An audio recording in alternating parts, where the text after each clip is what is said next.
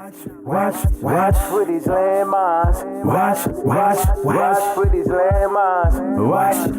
Watch for these landmines. Black man growing up in the war zone. Watch for these landmines. Watch for these landmines. Watch for these landmines. Black man growing up in the war zone. Peace to everybody. Welcome back to another episode of 100% Juice Podcast, and I am your host, H-RAP BEY. People, I need you to like, comment, and subscribe. If you're digging the content that we bring in, like, comment, and subscribe. Let us know. How are you feeling about what we're bringing to you? What do you want us to add? We don't know if you don't speak to us. So like, comment, and subscribe. Show love. Raise our podcast up to the number one. Shout out to my cousin, executive producer, Norm Gates, making it happen behind the scenes. But listen, people, I want to get into a topic called hyperinflation. I was looking on thebalance.com and it was an article written by Kimberly Amadeo. And I'm going to read from this article, and there's some typos in this article, so if I stumble over a few words because I'm reading from the article, there's some typos in this article.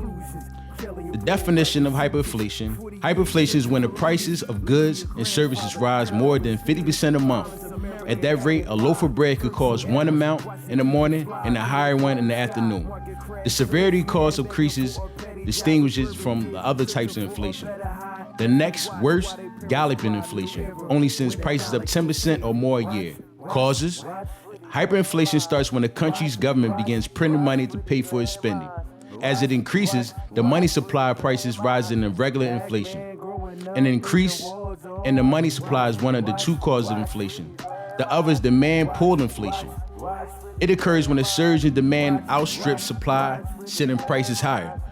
But instead of tightening the money supply to stop inflation, the government keeps printing more. With too much currency sloshing around, prices skyrocket. Once consumers realize that it's happening, they expect continued inflation. They buy more to avoid paying higher prices later. That excessive demand aggravates inflation. It's even worse if they stockpile goods and create shortages. Effects: to keep from paying more tomorrow, people begin hoarding. That stockpiling creates shortages. It starts with durable goods such as automobiles and washing machines. If hyperinflation continues, people hoard perishable goods like bread and milk. These daily supplies become scarce and the economy falls apart. People lose their life savings as cash becomes worthless. For that reason, the elderly are the most vulnerable in hyperinflation. Soon, banks and lenders go bankrupt since their loans lose value. They run out of cash as people stop making deposits. You hear what they said, people? I'm gonna read that last paragraph for you. It said people lose their life savings as cash becomes worthless. For that reason, the elderly are the most vulnerable to hyperinflation. Soon, banks and lenders go bankrupt since their loans lose value. They run out of cash as people stop making deposits. So people, we talk about we're in hyperinflation. We're in the pre-stages of hyperinflation. You already see in the news, people are hoarding toilet paper and things like that. People are just buying up all the food. You see the shelves empty in Walmarts, supermarkets all across the globe. So hyperinflation is unfolding right in front of your eyes. While we sit there and say, we don't know what we're doing, what's going on? We're waiting for the government. Well, the government already has their plan. They're building out billionaires. They're building out corporations right now. They're good. It's only a bailout for the rich. There's no bailout for the poor. The poor pay taxes. That's it. If you're not owning any type of real estate and you're not employing people, you're not a concern for the government. You're not providing anything that helps the government. You're not providing housing, employment, or anything. So you're a worker in the government's eyes. So no bailout. So you see people around, rich billionaires right now, they're good right now. They're getting their bailout. But you see the poor are waiting for a bailout right now. We're waiting for a $1,200 stimulus check. A one-time $1,200 stimulus check. How is that going to help you? If you got a mortgage, car notes, credit cards, how are you going to pay these things? Children, You can't do anything. Everybody's in a lost position right now. So people, we have no time to play. As I've been saying in the last few episodes, it's no time to play. It's wartime. If you've been playing around for the last 20 years or however long, it's time to get it together. It's time to focus on you and family and sticking together and see how you guys are going to get out this rut, this rat race. How, as a family, are you going to hedge wealth?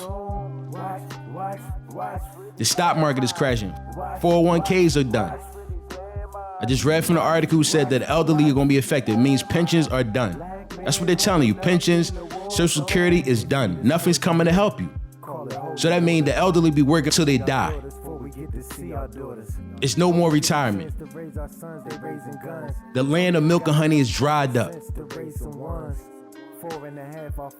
So how are you going to do for self? As Elijah Muhammad said, peace to Elijah Muhammad, the told us to do for self. Don't depend on anybody. Don't integrate. All these things. Because these things make you weaker as a community, as a society. And this is the results, especially in the black community. We got no wins in the black community. And we dependent on the system. You got NBA players right now who live in check to check. NBA players live in check to check. I believe it's 150 out of 450 players. 150 of them are living check to check. These are millionaire people. How millionaire people live in check to check? So that means you know the poor is living check to check or done. And we out here playing.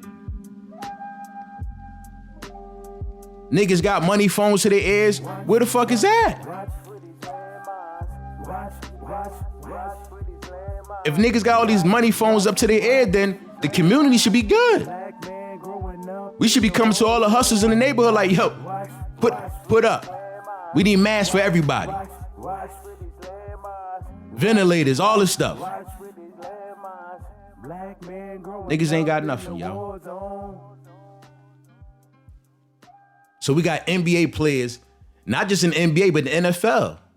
NFL, where there's no guaranteed money yet, they're living check to check. They're in danger of losing their homes and cars. MLB, they make hundreds of millions a year in danger.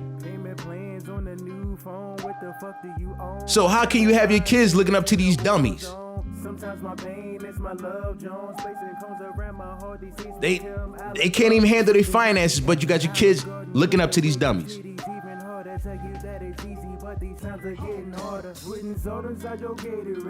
That's where we at with it.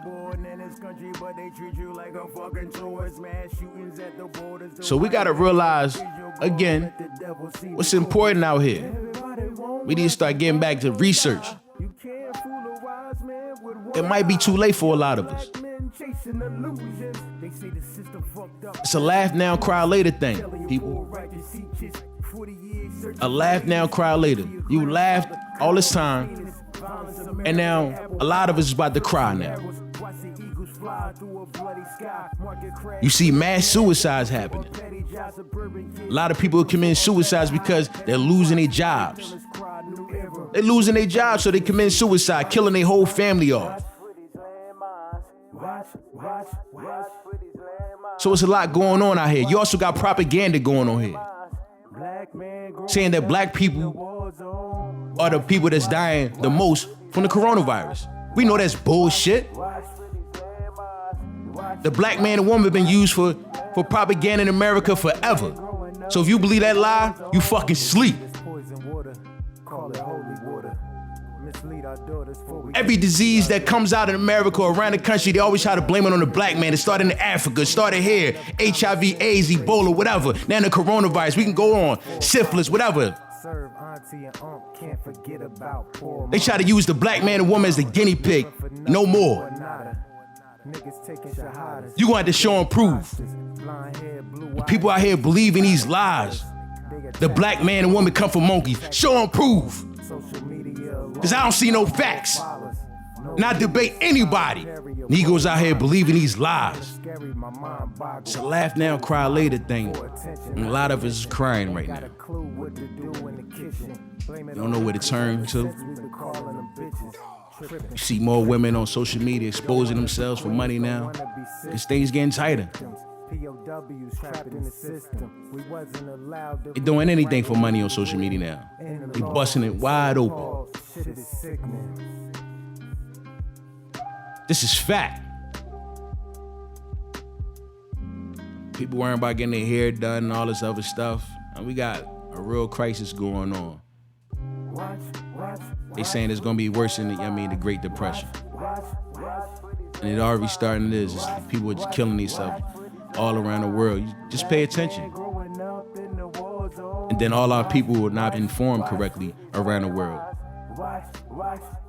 You got parts of Detroit who don't even have internet. 2020, and you got a big city like Detroit where parts of Detroit don't even have internet. So a lot of our people are not being informed correctly. Misinformed.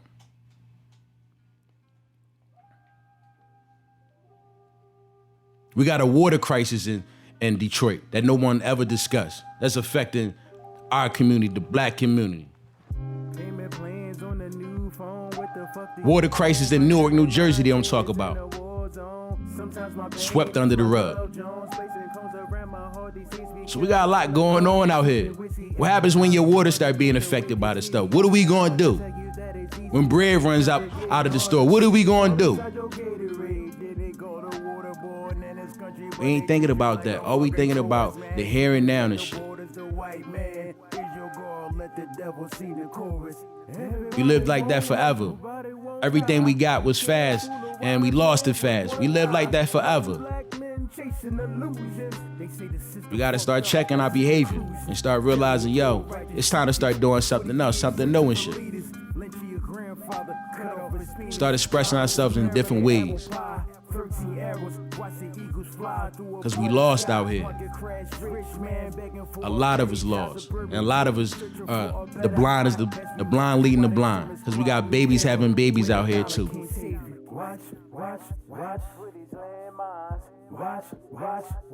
So people, we gotta figure out, what are we gonna do? How are we gonna move? How are we gonna take matters into our own hands and not negative? It's putting the power back into our hands. Putting the power back into the people's hands. Bringing the power back to the communities. When we used to paint our sidewalks. We used to clean the steps on Saturday mornings and stuff like that. People used to sit at the table on Sundays and cook. You know, everybody brought a dish and we shared, stories and, our life experiences amongst family, and we laughed at each other. And even though your uncle might be an asshole, you still love him at the end of the day. We need to get back to that. The honesty. Not the real, the honesty. I mean, honest people we got out here.